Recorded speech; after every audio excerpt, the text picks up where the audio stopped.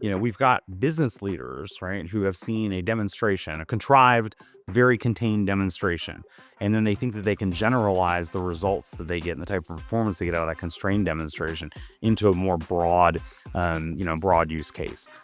Maybe that happens, but probably not. And by the way, too, even to possibly get that some of the time, right?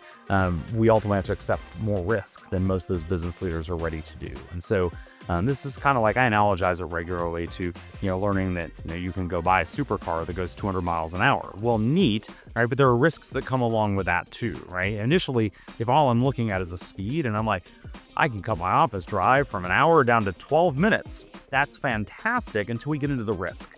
And then folks are like, well, then I'm going to get slapped with a reckless driving charge and probably die on the way at some point. And no, let's not do that. The problem I run into is a lot of business leaders are, ultimately being sold a bill of goods that, just one-sided. They're not shown the risk picture. And of course, the vendors don't want to paint that risk picture.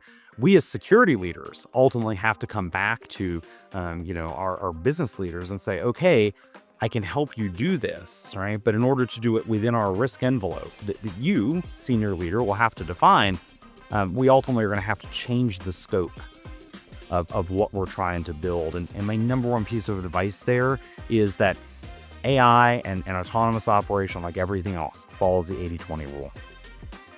You get 80% of the benefit from 20% of the effort.